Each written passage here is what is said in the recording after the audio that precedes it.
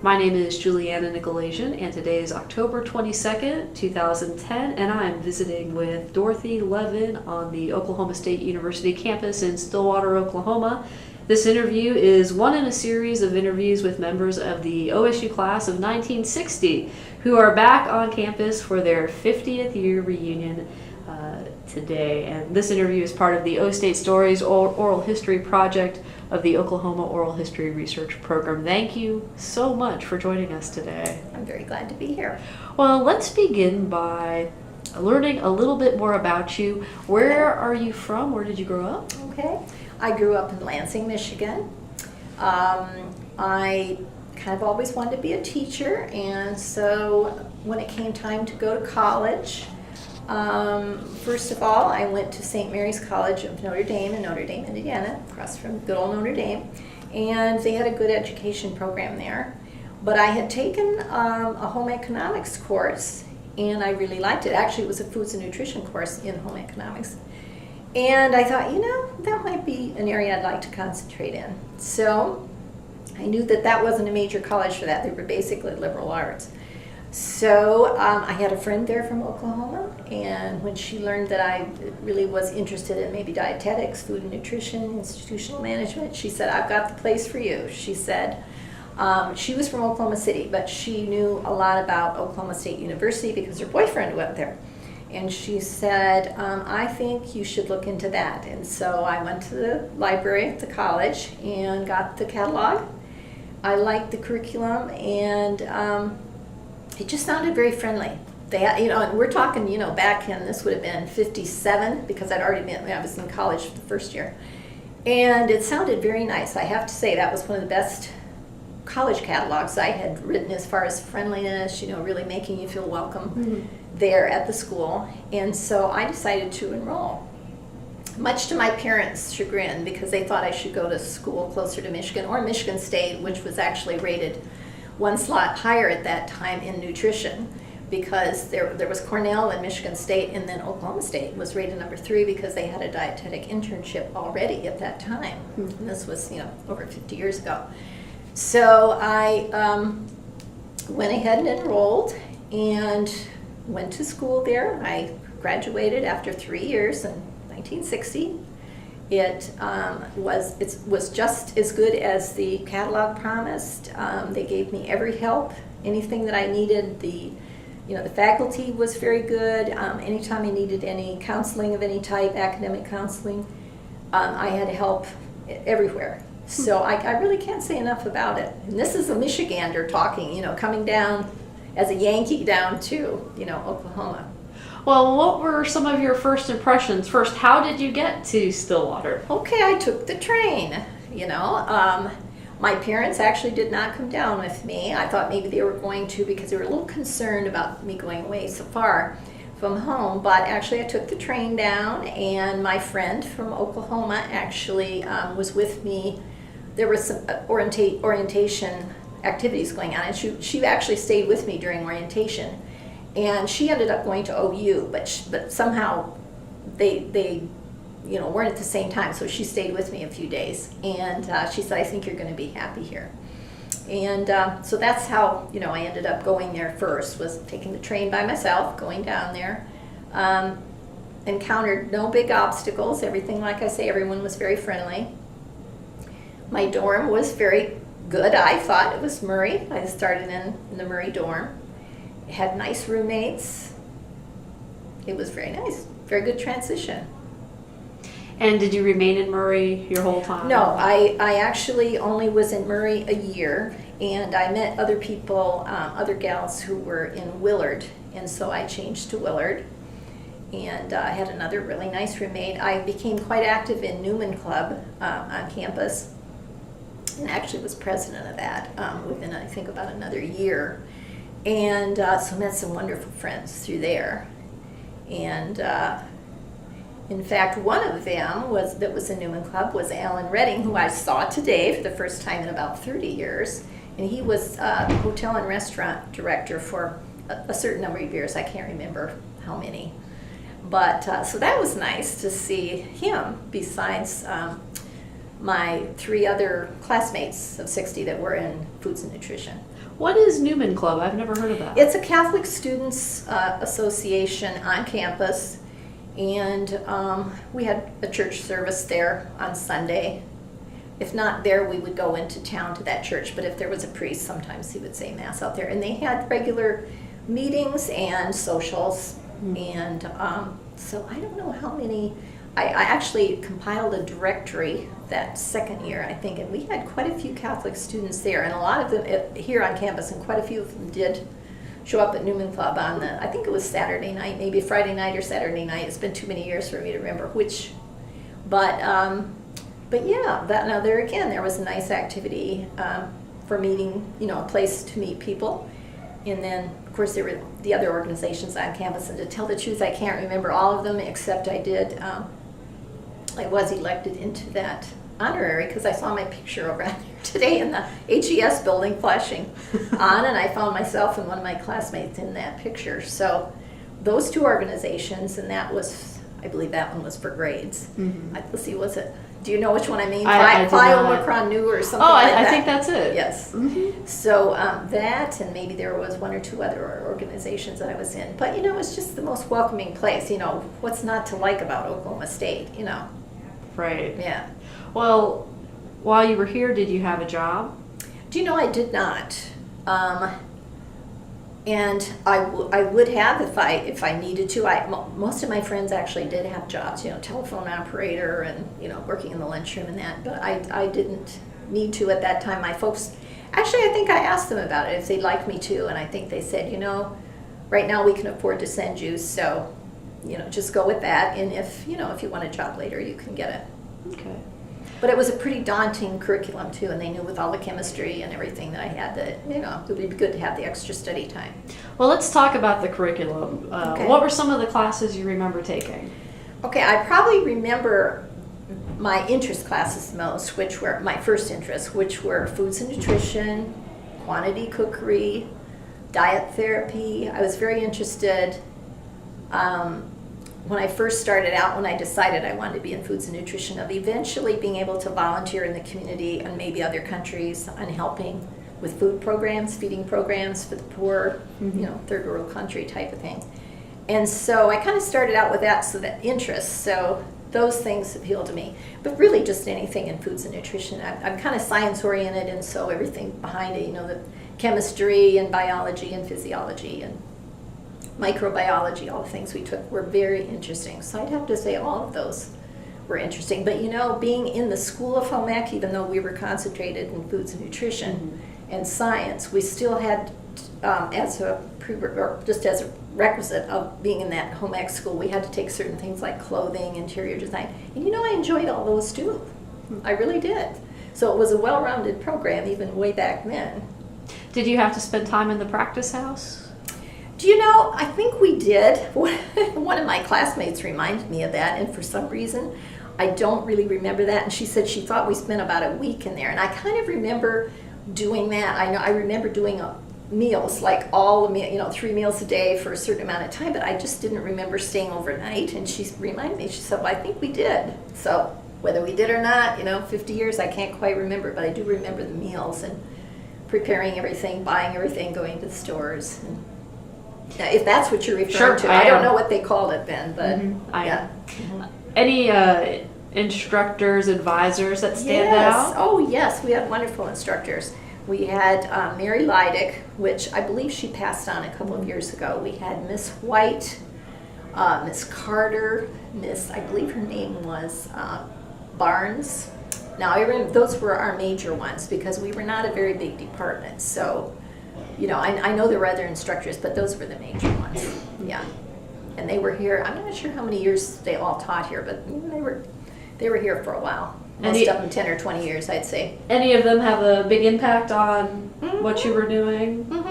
I think they were interested in all of our goals. There were only, like I say, 6 or 8 in our actual class. And they were and probably just because of our numbers being so small, they could really concentrate one-on-one with all of us.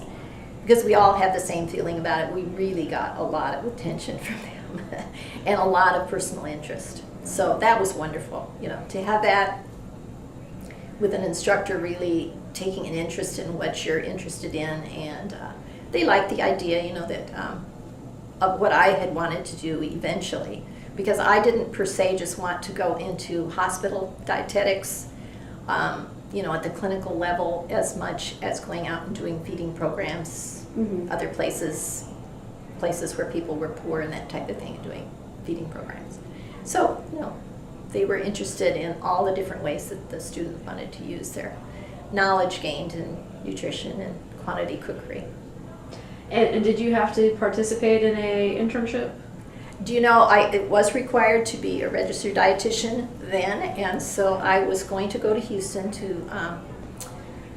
for a VA internship. They had told me that I could do that if I wanted. It was competitive, but my grades were such that, and so on my interest, that they let me know that I could if I wanted to. But my husband and I had decided that we would get married at the end of, right at graduation. So I decided rather than going on and doing an internship anywhere, I could have done it either here at OSU or gone to Houston.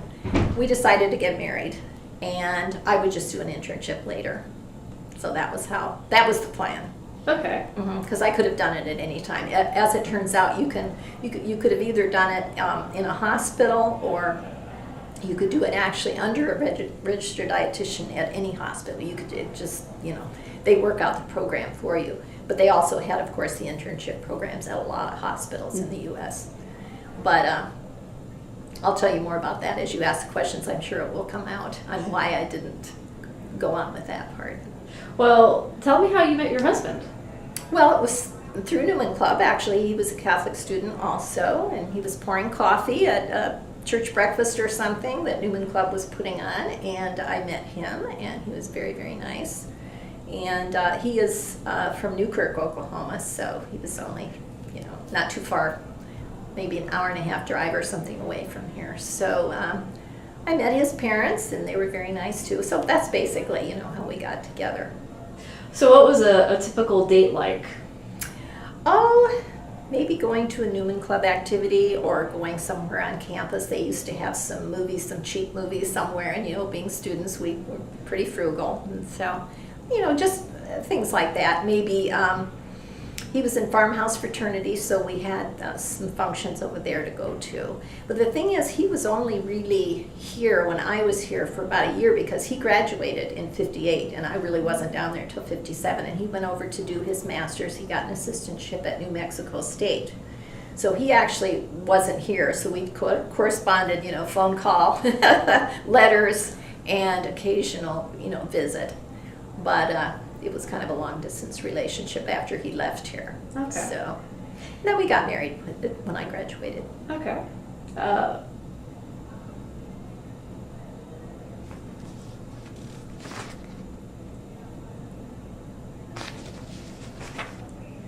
Were you involved in any sororities? Well, the one I was telling you about, which was an honorary type of thing. And we did have some activities through that, but to be honest, I can't remember, because there weren't a lot of things, and it does seem to me like I did do something. We had some activity that I helped with, but to tell the truth, I didn't bring that documentation with me. I probably should have looked it up. I didn't think about that question. But we definitely had some things going on through that. Dances? I don't think dances as much as maybe something else, with maybe scholarships, maybe working with kids at high schools or something. There were different things we could have done. I know that service type of things. But to be honest, I didn't really get involved in that part of it. So whatever it was, I just sort of did the basic things.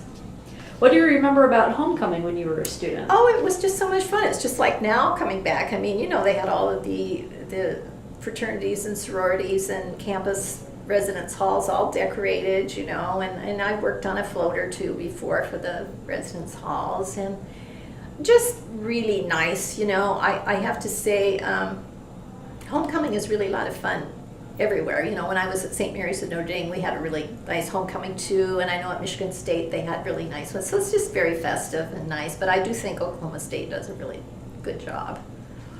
And when you were a student, I know you were busy studying with your curriculum, but did you take time out for sporting activities? Do you know, I played tennis, but I don't think I I may have played in one tournament. They may have had something going on here on campus, but you know, I honestly studied a lot, so I did not really spend a lot of time doing things. I did go to a few football games, but basically I studied a lot.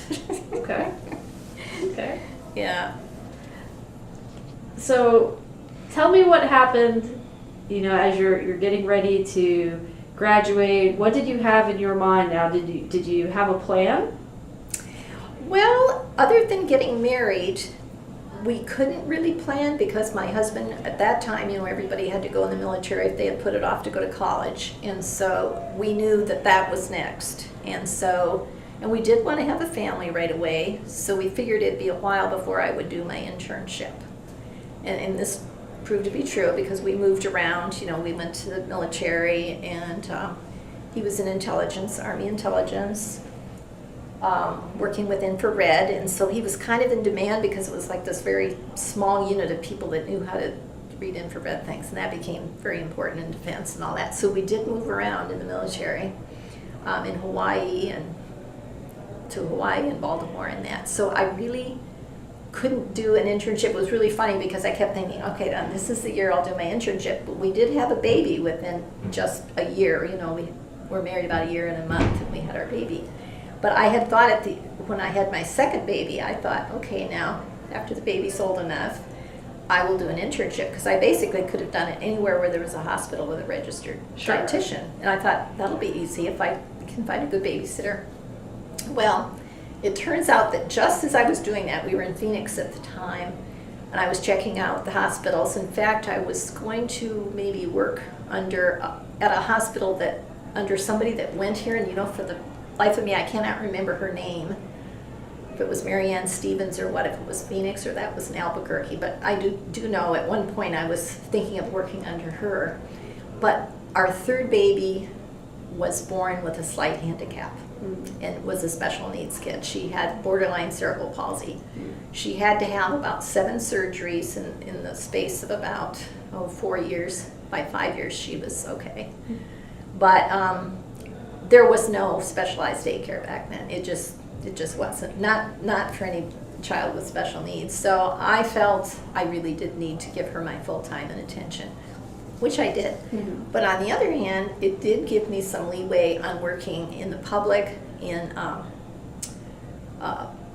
community centers where they needed help. And so I taught diet therapy classes and nutrition classes, and you know, that worked for me. I felt productive that way too. I mean, I knew that I really needed to be there for my daughter and my other 2 children.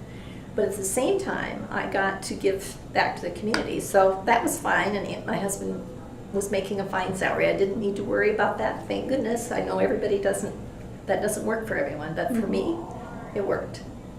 Oh, wonderful. Would you believe I did that now for a long, long time? Once you start with that, and you kind of build on it, and they give you bigger and bigger projects as you go along. And so I pretty much did stay with that, feeding programs with the homeless and some community organizations, wherever we've been.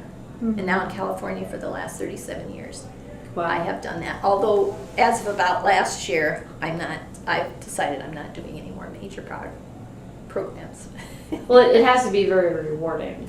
It has been very rewarding. And I know a lot of my friends, almost all my friends actually did go on, and they actually were even able to work when they had their children. And I could have actually worked after mine were in school, but by then I was doing all this other stuff, and I kind of hated to have my time infringed upon when I could be doing what I was doing on my own time. So, but I honestly have to say I have no regrets about it, just because I have been able to do what I wanted to and pass on my knowledge. Why do you feel it's so important to give back to the community in this? It's kind of an important facet, the whole nutrition education. We don't really think about it. Mm-hmm. I just think it's very important because I feel like I've been given an opportunity that a lot of people haven't. I've been educated in something which can help the public. I mean, there's rampant obesity. There's, a lot of diabetics around that need help. I mean, like education. People just do not know what they need sometimes when they have a certain disease or syndrome or whether how to feed themselves. And so I feel like if I can help with that, why not? I just have always been that way. I just like that. Well, have you been back to campus since? Yes, we were here about 10 years ago, but we were back early on after we graduated. Maybe came through here maybe about 10 years after I graduated. And then 10 years ago we were here again. So we did see the growth, the campus. Oh my goodness, all these buildings, beautiful buildings, and a new stadium, and lots of changes. Definitely, it's a beautiful campus. So we have lots of changes, and what I want to know, I need you to tell me about the old HES building. Now, which one? Yes. Okay, but what did we call it back then? When you said old HES, it was just the home ec building. It was old. But lots of good memories in there. But it suited all of us because we were such a small group.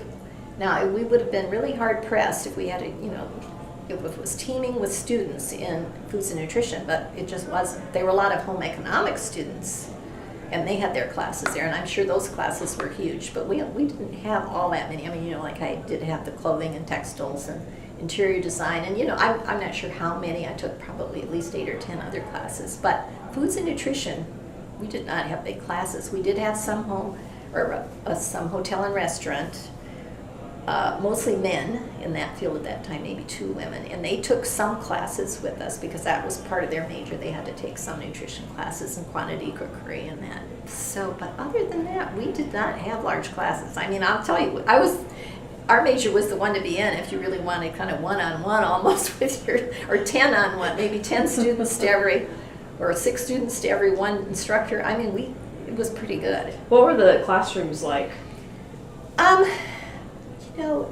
Like I say, it was an older building. It wasn't bad or anything. I mean, everything, was painted up and it was good, but it was nothing like all of these buildings are now. I mean, these are all new buildings compared to what we had. When we went there, that building was pretty old. Mm-hmm.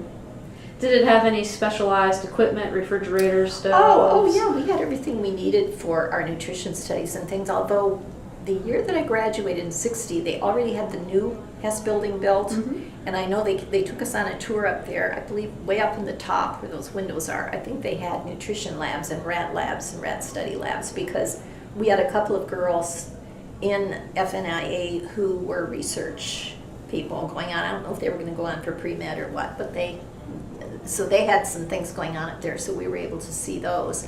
But I believe before that, I mean, that's where they the old building was where they had these studies going on. I can't remember if it was in the basement or what, but that building was pretty much it for our foods and nutrition classes.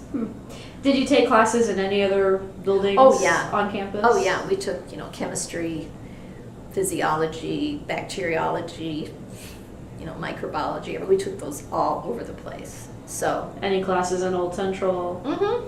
Yeah, I believe now, was that the one we had English in? That was the big old building. Now, has that been condemned since then or something? The big old building was probably Williams Hall that's been condemned. Maybe. I don't remember the name, but it had a lot of steps, and we had huge classes in there. But those were all the other classes that we had to take too, like maybe English, history, maybe. I can't quite remember. It's been a long time. Yeah, but we had classes in, I was trying to think, was it Whitehurst or maybe the classroom building? The classroom building we had some classes in. And that was fairly new? Yes, that was one of the newer buildings on campus. And of course, the library was just wonderful. I spent lots of time in the library, and I know since then it's been expanded a lot. And what buildings had air conditioning on campus? Oh, I don't know if any had air conditioning. Did they back in 1960? The library did. Oh, the library did. That's right. I'm glad you mentioned that. That was where we went to get cool if it was a hot day. But I thought that the weather here in Stillwater was really pretty good.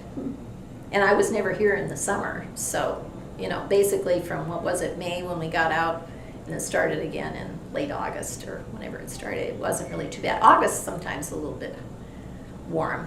So that's probably when I remember that, air conditioning was a real plus. visit the Y Hut? Do you know, I don't remember the Y Hut now. Little coffee shack? No, because we usually went to the student union. What floor? Wherever it was, we got the short cokes. I remember my roommate was in education, and we'd take a break, I don't don't know, at 9:30 or 10 sometimes when we'd be studying for an exam and go over for a short Coke. I had never heard of that before, and I thought maybe it was an Oklahoma term, but we went to the Union, would have a short Coke, and it was just a Coke that was about this tall, just half a Coke by today's standards. So no, I thought the student union was just great, and I can see now they're totally redoing it. Yeah, it's going to be awesome. Yeah, no, in 1960 it was great, and I don't know when it was built. Like maybe in 10 years before I was there, or 5 years, or 3 years, because it was pretty new. Mm-hmm. Do you remember being a nutrition's major? The first time you had, say, pizza? Did you have pizza at Hideaway for the first time? I don't know that was Hideaway there then. Mm-hmm. We probably rarely went there. If we went out, we usually would go over to the Union, and we ate mostly at Willard. And like I say, I was really a study holic, I guess you could call me. And so on weekends, and of course Andy was somewhere else by that time too, after the first year. And so I didn't, other than with my girlfriends, we really didn't do a lot other than, a movie once in a while or something like that, or just going out to eat just close. But I don't remember Hideaway Pizza. And I did just see that on Thursday. We came through here and went to that spirit store next there to it. But I do not. Now that's really bad. I don't remember. Well, they Hideaway were in Pizza. a different location then. Oh, they were. Mm-hmm. So they weren't in that location. Because I remember the fire station and all that, and that's just across from there, isn't right. it? So I don't know why I didn't know about Hideaway Pizza. We didn't have as much money in those days, maybe to to have those extra treats either. I mean, because that would be extra. Oh yeah. Sometimes people will say the first time I had pizza was. This strange food. No. Oh, I'd had pizza in Michigan. Okay. So, yeah. No, I thought you just meant at that specific place. No, I'd had pizza before. And it was good. We had good pizza in Michigan. Yeah.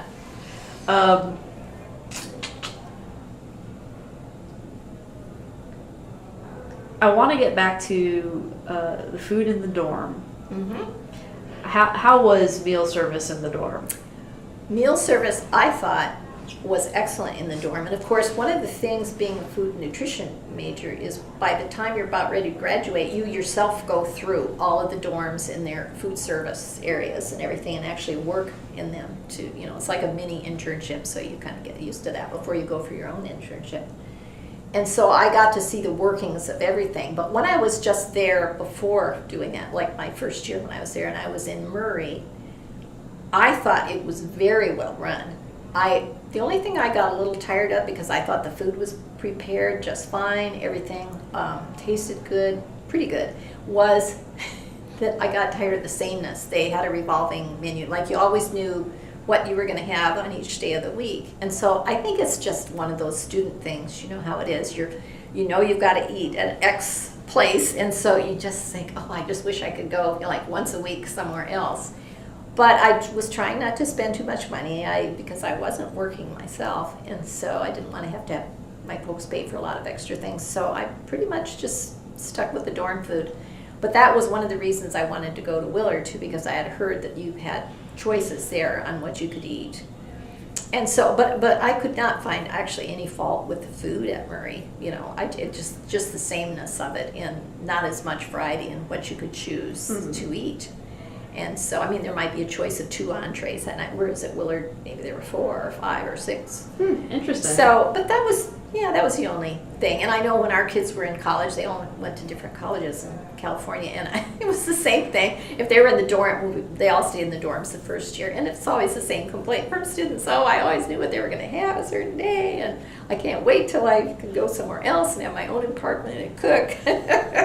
And there's not a thing wrong with the food usually. It's just the sameness of, by necessity, they have everything planned out what they're going to make at these places, and it's a quantity cooking situation. Sure. So, so I empathize with the people. I know they got a lot of complaints, but there was absolutely nothing wrong with the food. Well, since you kind of had a behind-the-scenes look at the preparation, did they ever repurpose? Like, if they had leftovers, did they try to create something new? Maybe occasionally, but I didn't think maybe it was just because I knew more about the food preparation and everything. I didn't think they recycled a lot of stuff, but I think once in a while they probably did, but it wasn't an appropriate way. Like if we had roast chicken one night, we might see if there was any leftover chicken, chopped up in a salad or something later that way. But I don't think they took that to an extreme. But there could have been more of that than I knew. But when I worked in there, I did not see that. As far as in that mini internship, I didn't see them recycle food. So I'm not privy to that information, I guess. Do you remember who the president was?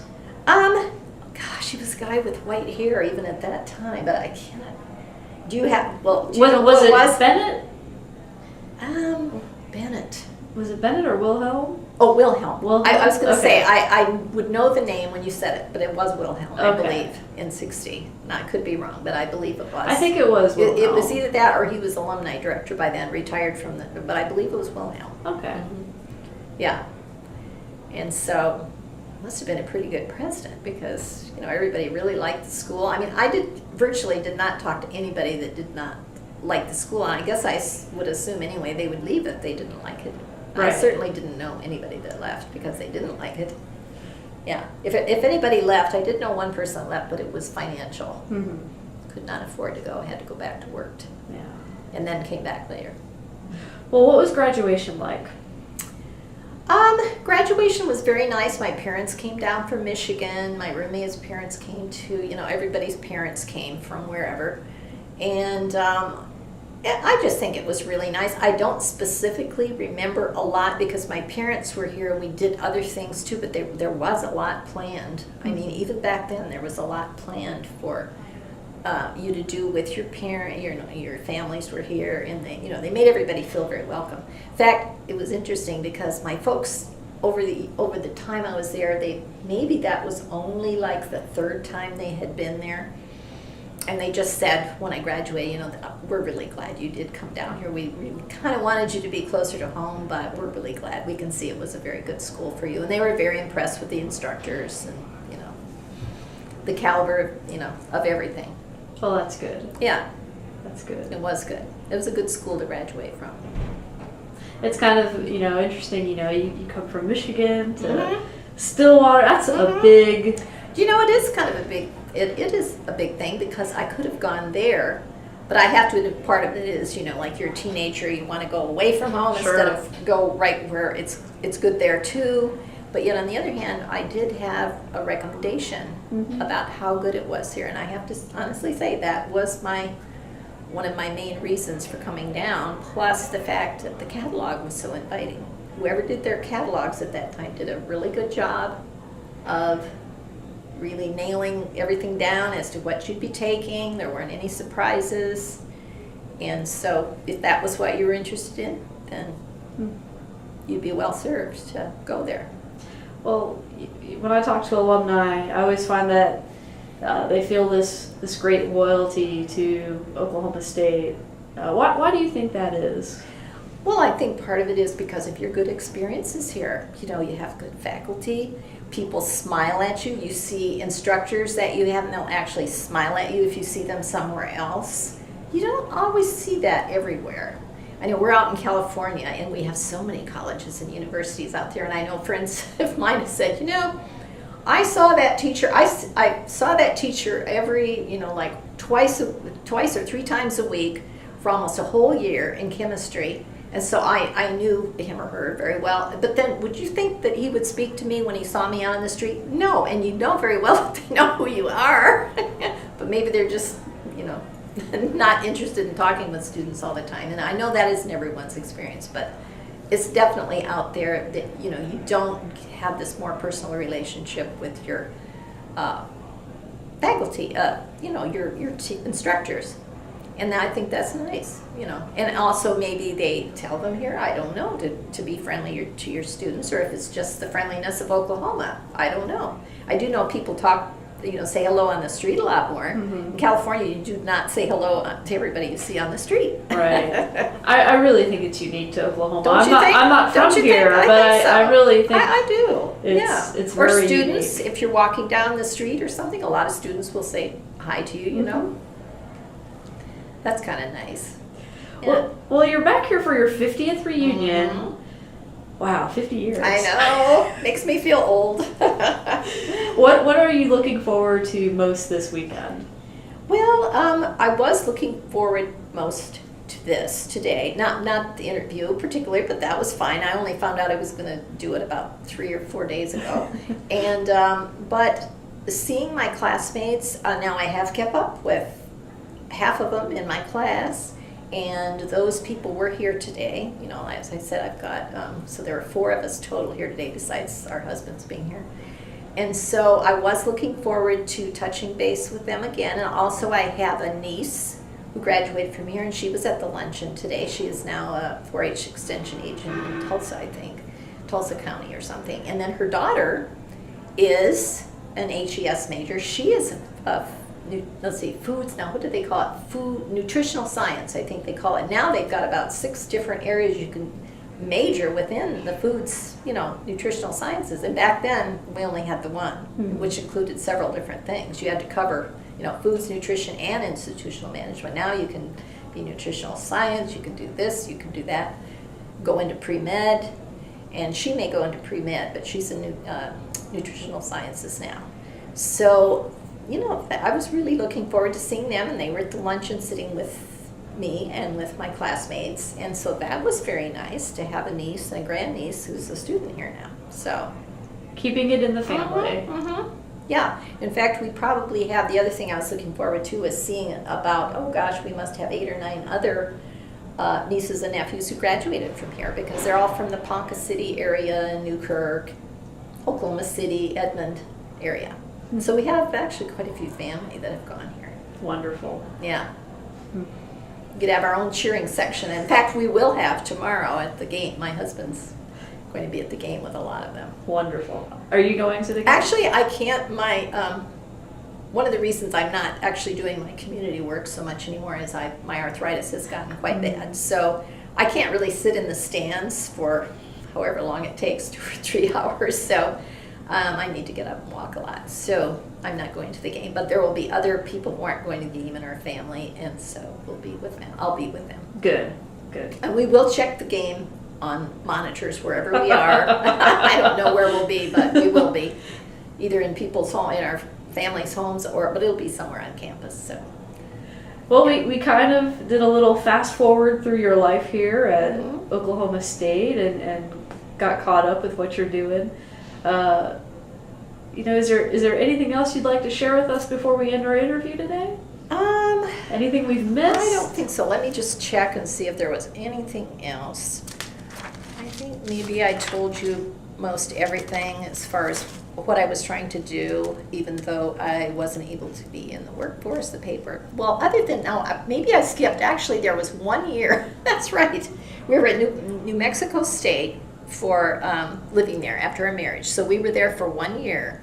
Then we went to the Army. Oh, I forgot that part. And that was just like the best job in the whole world. I was dietitian and catering manager of the brand new student union they had. It was a huge student union. It was like the biggest thing on campus. And so that, I have to say, was the most fun job in the whole world. But you can probably tell I get excited about, the quantity cooking and quantity feeding programs. And so we had 2,500 students. We had how many faculty? I don't know how many faculty. And then visitors that came each day to eat there. And so that was really just more fun to plan, the menus and see everything through the whole production of the foods. And then we had alumni functions. We might have 8 or 10 functions going on at the same time we were, feeding the students in the day. Of course, there were lots of people to help, but I got to direct that. It was just fun. To me, that was fun. It wasn't really work. So, but of course, that was before we had any kids or anything. So, well, it's things change. You're able to bring your passion to. Yeah, I would say I had a passion for it. Oh yeah. Yeah, it was fun for me. Yeah. So that's right. I'd forgotten to tell you about that, but I think I've told you about everything else. Basically that, and I was going to say I did do fundraising too, besides actually planning out menus and meals and all that. I did do fundraising also out of the nutrition field a little bit into just the community center area where I did teach classes, but I know this one place, they really needed fundraising on a big scale to build their center and had no funds. We're trying to get federal funds, but still had not received them. So we did a fundraising cookbook, and we had lots of people involved. This was in Oakland, California, and it really got the community involved, the women that were in my classes. Many of them with high blood pressure brought in their precious family recipes, and we compiled this cookbook, and we did raise a lot of money for the center, which pleased me because there were after school programs for the kids, and the community benefited from that. So the fundraising, I would say, is the only other thing I would add is I liked helping with that because there again, sometimes and often just because the people haven't had the opportunity of education like I have, they didn't know how to talk to the right people to get funds to do whatever they wanted to do at the center, have the educational programs. So if I could do that, again, that's just something I could do for them, and I was glad to do it, as long as I had the time to do it, and I did. So I was glad to do that, fundraising, and I did other things too, Boy Scouts, Girl Scouts, all that type of thing. And now retirement. And so now we just have fun, we go on trips, and we, do whatever we want to do on our own time. So, the only thing is, by the time you get to my age, I'm now 71, it's like the body starts going out a little bit, and so now we have the time and money to go on trips, but the body doesn't always want to cooperate, but we still do our share. Yeah. Well, that's good. We're very blessed to have good health, actually fairly good health at this age. Yeah. Well, we welcome you back to Oklahoma State. Oh, thank you. I feel very welcomed. Your 50th anniversary, your reunion here, and we wish you many more. Well, thank you. Thank you so much today. Yes, I hope to come back for another one sometime.